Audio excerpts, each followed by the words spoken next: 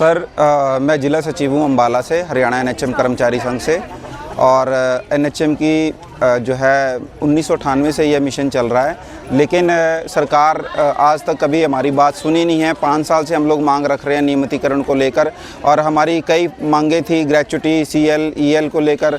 हमारे बहुत से साथी एक्सीडेंट होने से एक्सपायर हो जाते हैं, कोई मेडिकल फैसिलिटी नहीं है, कोई कैशलेस की नहीं है। और रेगुलराइजेशन को लेकर लगातार निरंतर सेंटर की तरफ से भी पत्र जारी होते रहे हैं। मणिपुर में हमारा ही एनएचएम का स्टाफ है, वो रेगुलर कर दिया गया है। 2012-13 की पीआईपी में दिया गया था कि इनको रेगुलर साइड में मूव ऑन करो, वहाँ पर मणिपुर में कर दिया गया। अब हमारी सिर्फ प्रमुख मांग यही है ताकि हमारा शोषण बंद हो, एनएचएम कर्मचारियों को पक्का किया जाए। जब तक पक्का नहीं होंगे तब तक हमारी हड़ताल जारी रहेगी। ये हड़ताल अनिश्चितकालीन है और सभी सेवाएँ ठप कर दी गई हैं। नमस्कार। देखिए, आज जो है सभी एनएचएम के जो कर्मचारी पूरे प्रदेश भर में हैं, जो 14,000 कर्मचारी हैं, वो हड़ताल पर हैं।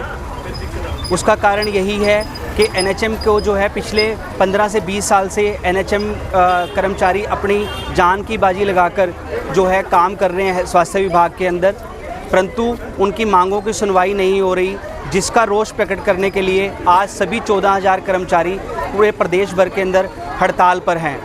हमारी मुख्य मांग जो है वो रेगुलराइजेशन है, नियमितकरण है।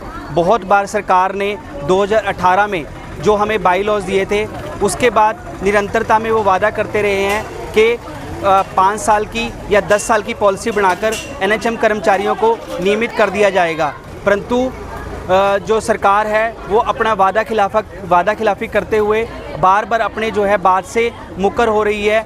कई जो दौर की वार्ता जो है हमारे जो अधिकारी हैं उनके साथ में हुई हैं, लेकिन वो हमेशा विफल रही है, क्योंकि सरकार हमेशा आश्वासन देकर पीछे हट जाती है, जिसके लिए सरकार ये जाने भी जा रही है। अगर मैं आपसे बात करूं, एनएचएम 1998 से लेकर अब तक जो मिलेनियम डेवलपमेंट गोल हैं विश्व स्तर पर, जिसके अंदर किसी भी देश का जो विकास है वो आंकने का पैमाना यही है कि यहाँ की आईएमआर और एमएमआर क्या है। आईएमआर मतलब इन्फेंट मोर्टेलिटी रेट और मैटरनल मोर्टेलिटी रेट। अगर आप 1998-2000 से कंपैरिजन में आज 2024 से करें तो विश्व स्तर पर हमने अपने मिलेनियम डेवलपमेंट गोल को अचीव करने के काफ़ी नज़दीक भारत देश रहा है, और उसके अंदर जो मुख्य भूमिका रही है वो एनएचएम कर्मचारियों की रही है।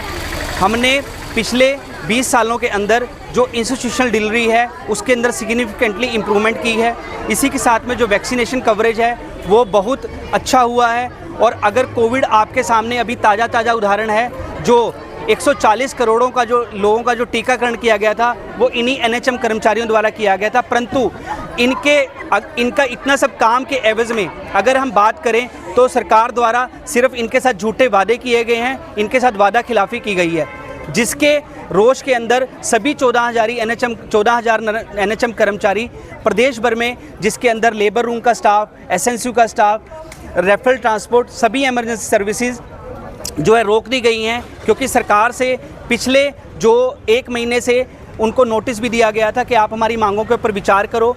2 या 3 स्तर की जो वार्ता भी हुई है, लेकिन वो विफल रही है, लेकिन सरकार की तरफ से कोई भी ठोस कदम नहीं उठाया गया, जिसको देखते हुए मजबूरन एनएचएम कर्मचारियों को जो है हड़ताल पे बैठना पड़ा है। और यदि हमारी मांगें पूरी नहीं होती हैं, रेगुलराइजेशन की पॉलिसी के ऊपर सरकार काम नहीं करती है और उसको जो है तुरंत लागू नहीं करती है, तो यह हड़ताल अनिश्चितकालीन रहेगी। सर, मेरा नाम गुरमीत कौर है, मैं MPHW फीमेल हूँ, और हम यहाँ स्वास्थ्य विभाग में हमारी लड़के 1998 से कार्यरत हैं सर, ANM के पद पे।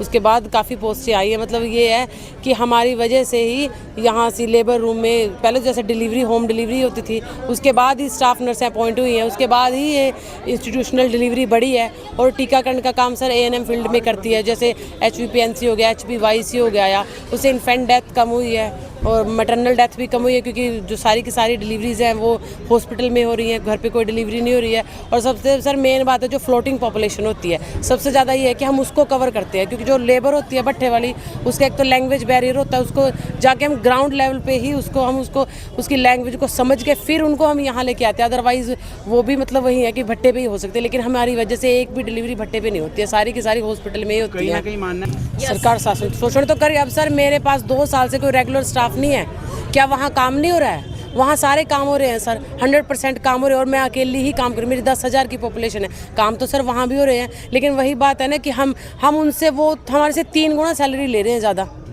और हम उनकी, और वही बात है काम हमसे वो ज़्यादा लेते हैं। एरिया डिवाइड होता है, हाँ जी ये करोगे आप वो करोगे। अगर कोई केस डालता तो हमारा एमडी ये कहता है कि आपके पास ना रिस्पॉन्सिबिलिटी नहीं है। अगर उनसे कोई पूछे कि अगर वहाँ मेरे पास अब 3 साल से कोई रेगुलर स्टाफ नहीं है, क्या वहाँ काम नहीं हो रहा? वहाँ की रिस्पॉन्सिबिलिटी किसने उठाई थी? वहाँ की तो मैंने उठाई। वहाँ 4 दिन से आई, अब 4 दिन से मेरे पास रेगुलर स्टाफ आया, उससे पहले तो कोई भी नहीं था। सारे काम हम ही कर रहे हैं सर। शोषण तो हमारा हो ही रहा है सर, सैलरी नहीं हमें टाइम पे देते, कहते कुछ है बोलते कुछ है।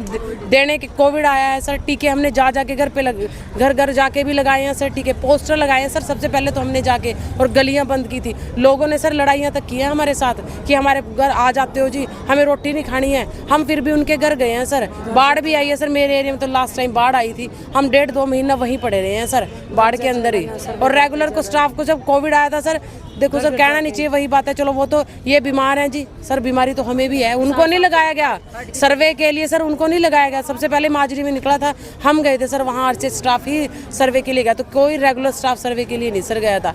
इसलिए हमारा शोषण तो सर हो ही रहा है, लेकिन हमें मतलब जो हम डिजर्व करते हैं ना वो चीज़ तो हम लेके उठेंगे, नहीं अदरवाइज हम नहीं उठेंगे।